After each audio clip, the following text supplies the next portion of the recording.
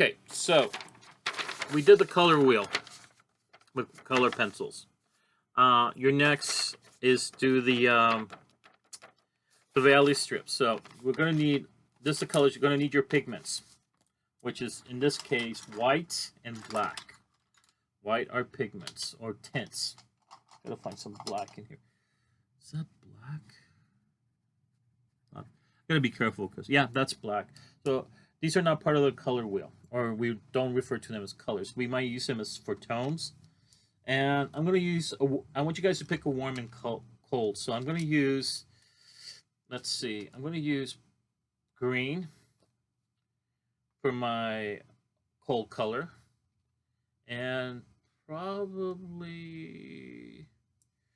you know what, orange. You know what? Let's go like what every color, all you guys pick, red and blue, so you guys can know what I'm talking about. So we're gonna use this. I'm gonna use my cold, which is blue, my warm, which is red. Looks kind of orange. Is that red? Yeah, it is red. And my tints. So we're gonna put these down there. So let me show you how it's gonna work. Okay. So, and I'm going to show you how they work with the complementary too. I'm going to give you a little bit. So this is what's going to happen. My white. I am going to add red. I'm going to do red first. Grab my pencil, little pencil sharpener, because it saves my pencil. This looks like orange. Okay. So here is my warm color, my red. That's what I decided to go with first. So this is where I'm going to add my black. My neutral color is this is where I'm going to have my pure color. Untouched, nothing in there, no black, no white, no gray. Okay.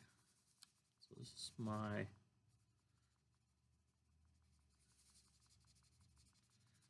so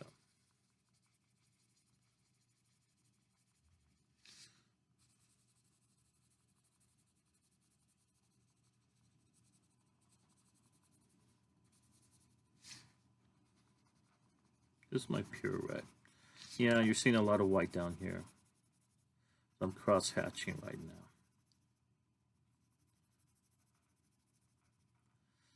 But I'm doing it the big no-no. Okay, so now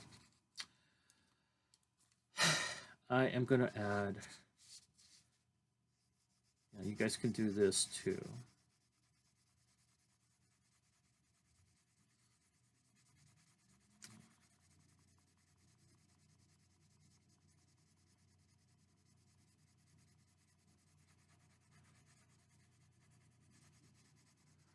There's too much white in there.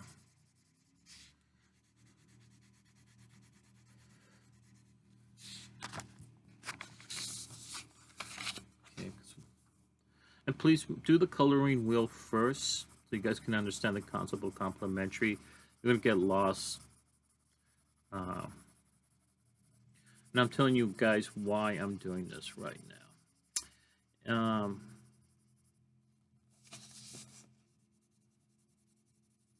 So my lights should be coming from this side. And what I'm going to do is later on, I'm going to add. Okay, so I'm going to grab this. But I'm going to do it in the value level. So I should have numbered this 1, 2, 3, 4, 5, 6. Traditionally, we do this in 9 steps. So my black, this is where I'm going to have most of my black in here with red.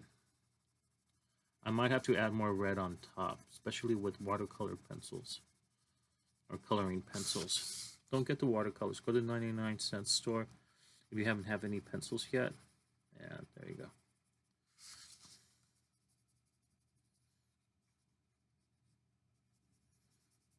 Okay, so now I'm going to add more red on top. The reason is I want this to look like it's still black, but I see a lot of there's a blood. It's a blood red black. Okay. Here I'm going to use less. I should be doing cross-hatching, and here I should have less. So I just might do just a little bit soft cross-hatching, but not too much. But here is the next level.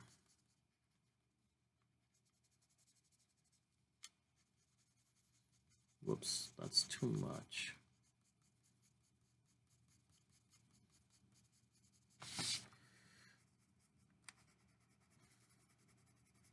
I want to darken this more. So we are creating a value strip, or a value of, remember we done this in black and white, now we're doing it with color. Now, grabbing here, I'm going to put a lot of white here. But hey, Mr. Navas, it's white already. Well, you're going to see what I'm talking about. I'm going to put very little here, not too much. Because we want it to turn pink, believe it or not. So now grabbing my red right here. It's going to be almost like a soft pink. Not too much. Notice I'm not using the tip. I'm going flat. Oh boy. There. Now, here, I'm going to add more white. Not as much as over here. Now you can also do this, like I'm doing. Okay. Make it very soft at this end. Because we're coming very soft at this end because we're coming to the light. You know, I forgot which movie is that from.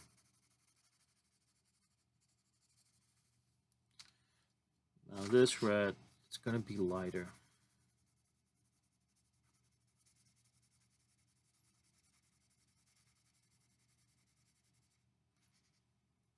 There's a spot here. It's really irritating me.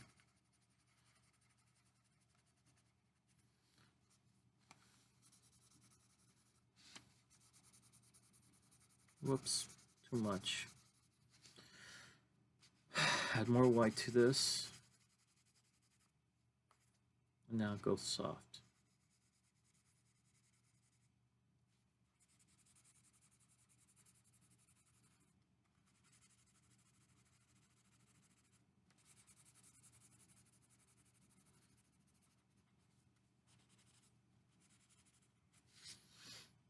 So here I'm gonna go, but it has to be a little bit.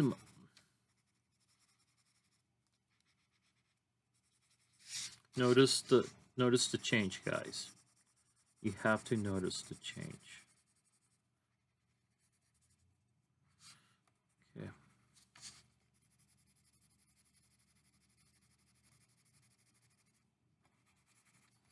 See that? Okay, so now I should have added more white on here. I'm not happy with this, so I'm just going to add more white to soften it up.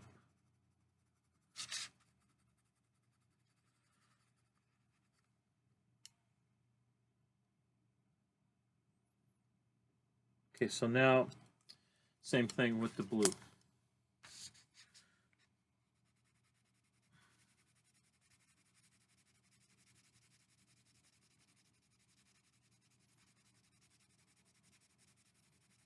Okay. Give me a second. I just want to check my AC. You guys take a break. I'm taking a break. I got to stretch my legs because I'm already getting a Charlie horse.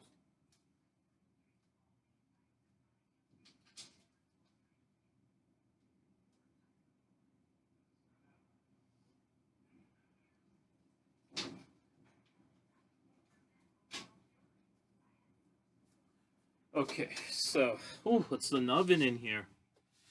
Okay, so, let's finish this one. So, yeah, I am using cross-hatching. Go sideways, too. I'm going to use a lot of blue here, too. Notice I don't do it with the white that often. I basically... And there's the kid driving his car. I hope he gets safe. Can't believe his parents took a vacation and left him at home.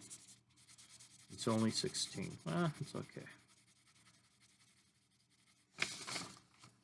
Just didn't like that he left little kids with him, but oh boy. But the grandmother checks on them. So let me put more blue here. And the reason I put more blue here is because of the black. There we go. So now, grabbing my black tint, where did I place it? Is this it? Is this it? Is this purple? Let's see. Yeah, that's it. So now I'm adding a lot of black in here into the blue. So it's supposed to be a black blue. You can still see the problem with blue and black or any of the cold colors. They're cold and they blend way too easily into each other. And when I have to paint with black, what I do is I mix black either with purple or red, and then I use the complementary of that color and make it softer and add maybe, if I can, a little bit of white, especially with red. And I'll show you why, because I basically go yellow, I add white to yellow, then when I add a little bit of red to that, it becomes orange, and I can use that red orange and make it into a softer red orange, and that's how I can make the shadow, a lighter fabric on the black. It's very hard. I had to learn that the hard way once. So now I'm going to go softer here. So this one's going to be a little bit softer. Here we go. There we go. I might just go cross hatching, so I can have distinction from the next one. Same here. Very soft. I'm only using hatching for this one. But here I am going to add, it's going to be more grayish. There we go. And it's getting there. It's kind of sloppy-ish with it. Oh, yeah. So now, you're going to notice what's going to happen with white. Yellow and blue are the only colors, if you want them to go lighter, that you add white to them. That's how the trick goes. Now, if you want to make the black fabric look lighter, I would not advise you to turn into a white, yellow, and then into the black, because it's going to make it look green. You know, I would tell you guys be very careful with that. I'm going to add more white pigment in here, if you guys can see that. And hopefully got all the corners. I can't see because it's all white. It's negative space. So now I'm going to go very soft here. I'm just probably going to use hatching here. And I'm going to leave this almost like the pink up here. Very light, not even pressing that much. I think that's good enough for it. I'm going to stop there.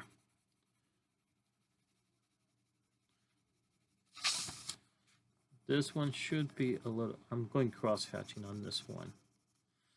And I notice I want to create a distinction, so I'm going to add, yeah, that's what I'm doing. I'm cheating. I'm making it go lighter volume. In hairdressing talk, my hairdresser, when I was explaining this to him, his mom's my mom's hairdresser, but know that. And he's no longer here. He had to close his business, so he's in Colorado now. So, but they call it volume hair designers. There we go. Got that. Now, got this here. Notice the color blue here is becoming a little bit more intense. So I want that distinction. Yeah. Get this in here. So I'm going cross-hatching on this. Okay. It's okay if the block has the transference here. And I don't want to add more blue to that. So I think we're done. So there are your two value strips. Now, oh, well, let me show you the trick. So I got blue here, okay? Kind of dirty already because of the black. Now, what's the complementary of to make it darker? It's orange, isn't it? So I'm going to grab my orange. I'm going to be darkening the blue. See that? So I get that transfer. Let me add more blue to here. Okay, notice that. Now I'm going to grab the black wherever I placed it. Okay, and then you're going to notice the color distinction now. See that? And that's how we paint. That's simple as that. If I want my blue to be lighter, I'm going to have to add white. Now, if this was red, I'm going to do the same thing for red. Okay, there's my red sample. I'm trying to make it look like. So my red, here's the problem with red. I want to make it look lighter. So I'm going to add orange to it to make it lighter. That's the trick to it. Never go jump into the yellow because the yellow is going to mess it up. So now I got orange in there. And where's my yellow one? I just lost my yellow pencil. Can you believe that? Here it is. So I'm going to make this lighter. Notice how it just became lighter. Okay. Same thing. Yeah, I didn't add white. I added... You could add white and yellow. Now it'll become much more because it has the yellow in there. It doesn't turn pink. So... And then I add maybe a little bit of red. I don't want it to go full... But there. Okay. Now, the complementary for red is what? Green. Let me grab my green. I'm going to start darkening that here. See that? And then I'm going to add my black for the shadow with the green. And there. That's how we paint. That's the secret to painting, guys. So, there's my secret. And painting in 3D. So you can do paintings like the one I've been working on. So, if you... Okay, so, first period, you should get this done by Monday morning. Okay. Period 2, you can get this Tuesday. Okay. So, again, that's how we do our value strips. That's how we do our color wheel. Remember, I have a Dell computer. It's not an Apple. Dell suck at colors. I use my Apple as an artist and as an art historian. I use that one. And I guess that's it. This one has only taken 18 minutes. So from Sunday, you guys take care. Don't throw the wheel because we're gonna need it for our project. Okay, guys? Talk to you later. Bye.